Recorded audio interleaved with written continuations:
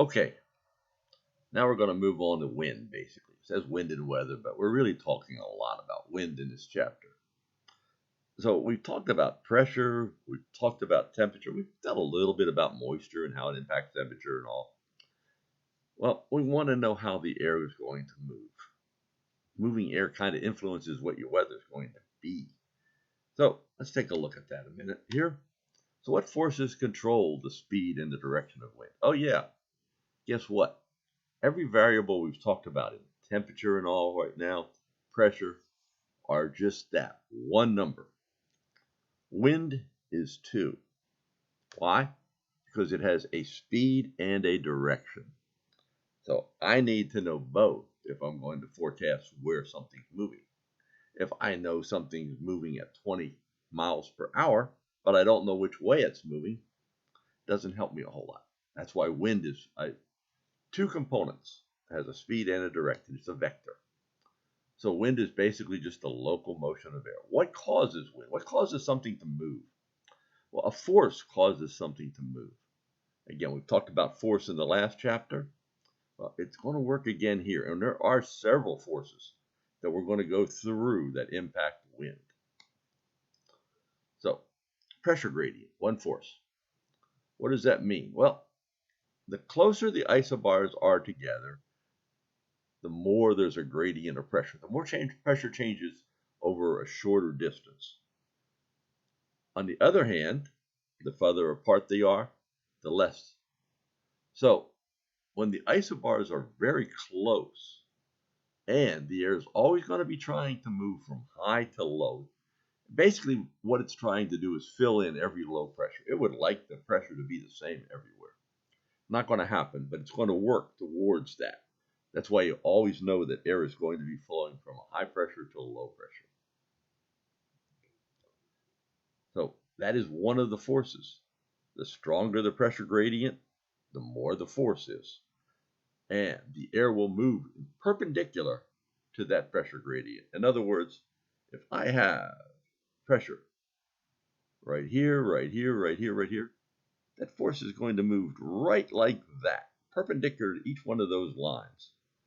So if that was the only force governing the wind would move like that. But that is one of the forces, but it's not the only one. Here's another one, centripetal force. What is centripetal force? Well, ever go around a curve in the car and wonder how your car stayed on the road and didn't just try to go in a straight line? That is centripetal force. Centripetal force is what holds you in that curve and keeps you moving. So you see here that somebody's swinging around a curve ball. The force is always directed inward away. So what keeps you there? Keeps you in moving in a curved direction. And it's not independent. It arises from the motion of the air. The motion is moving in a circular motion or curved motion. Centripetal force is there because there must be an imbalance. Newton says that if you put an object in motion and the forces are balanced, it's always going to go in a straight line. When it's moving in a curved, it's not a straight line. And here is the more complicated of what we're going to talk about. Coriolis. Coriolis comes because the Earth rotates. All right, so let's think about this. If I were at the North Pole in 24 hours, I'd not moved anywhere as far as relation to the Earth rotation because it's not rotating there. However, if I'm on the equator, I've moved 20-some thousand miles, the distance of the equator around, circumference of the Earth. So that means we've got to take that into account because that impacts the motion of air. That is why when you have force applied, it's going to cause the air to move to the right because in the northern hemisphere. And guess what? The Coriolis force is strongest near the poles and weakest, it actually goes to 0 at the equator. So the closer you get to the poles, the stronger the Coriolis force is. So now we've got 3 forces all acting on that wind, those air molecules out there, trying to make them move in different directions.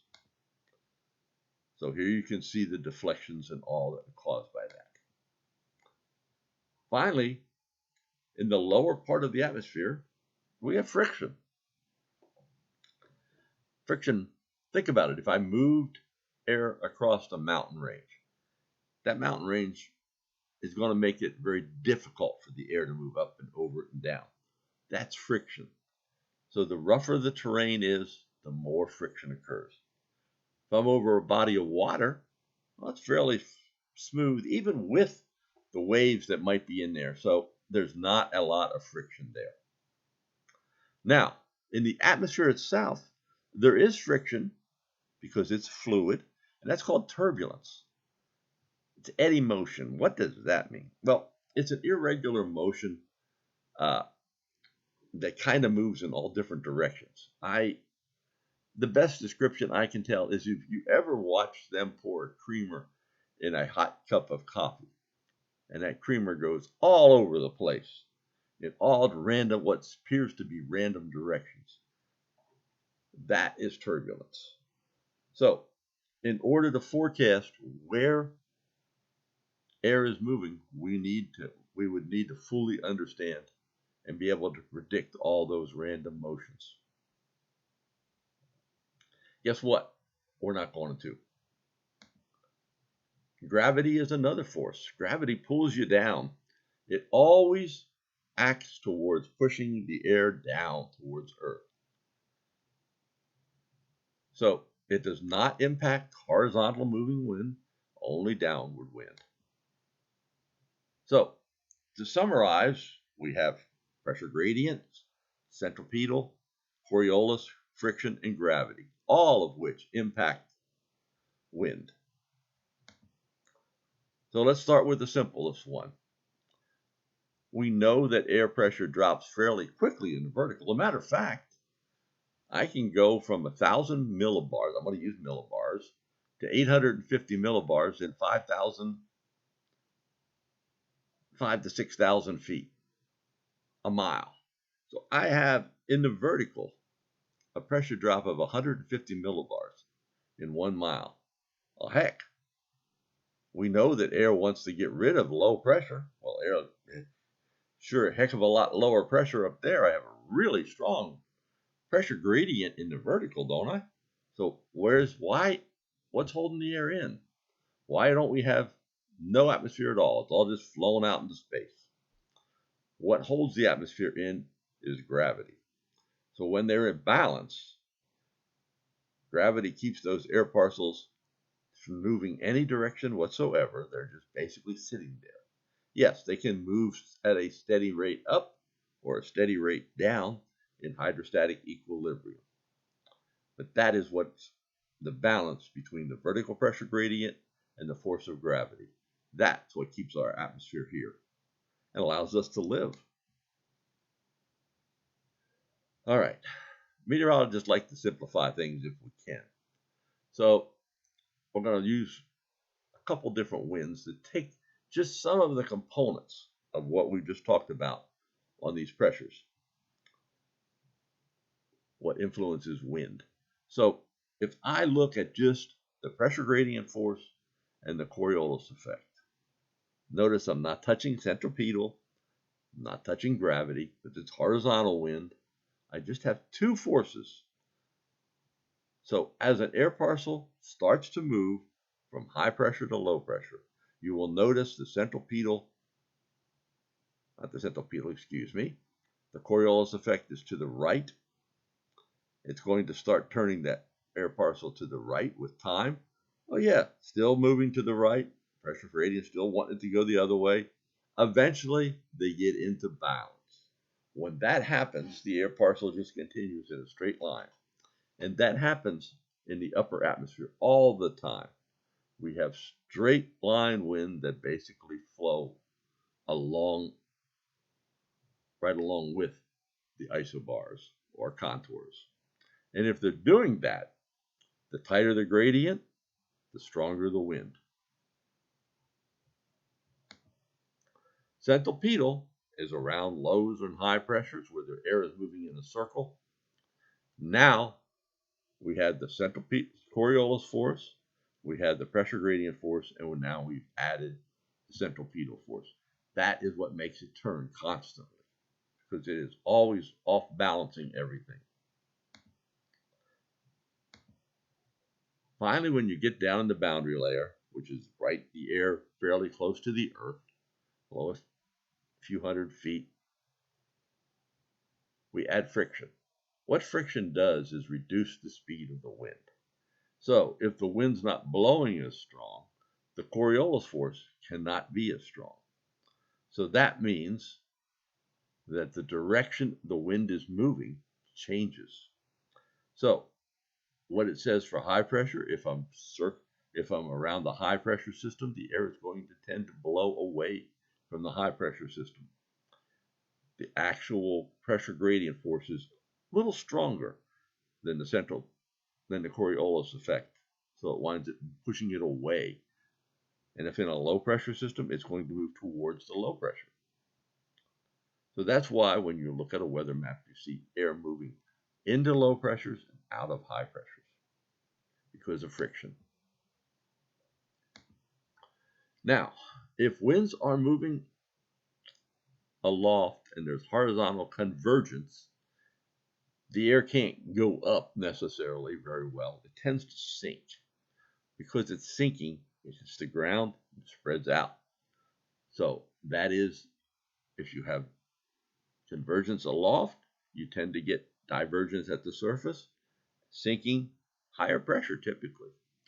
The opposite happens in low pressure. If you have low pressure, have a divergence aloft, where the air is being pulled apart, the air is going to want to go upwards to fill that gap, and the air instead is going to be coming in together towards each other. You wind up with low pressure. And you can see that here.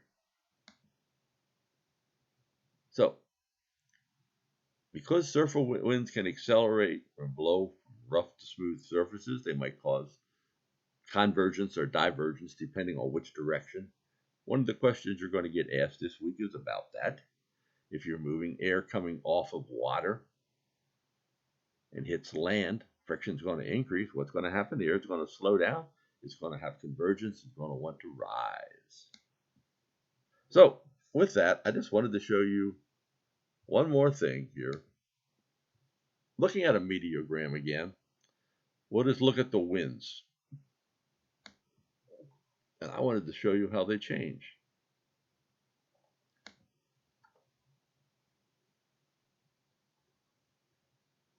There we go.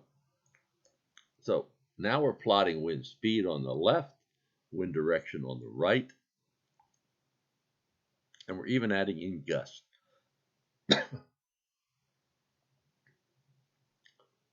So you can actually see gust, you can actually see wind speed and how they're moving in the direction of the motion. If you were to look at a surface pressure map, notice contours are pretty tightly packed together here, the isobars. What do you see? Winds coming in, stronger winds, 22 knots of wind back here.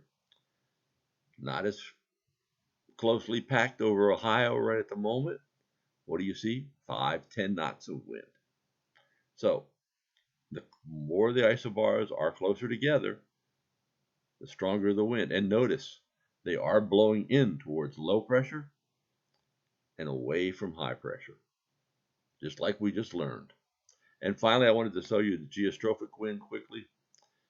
Notice how they run parallel to the isobars up here. This is pure geostrophic wind. Yes, there are some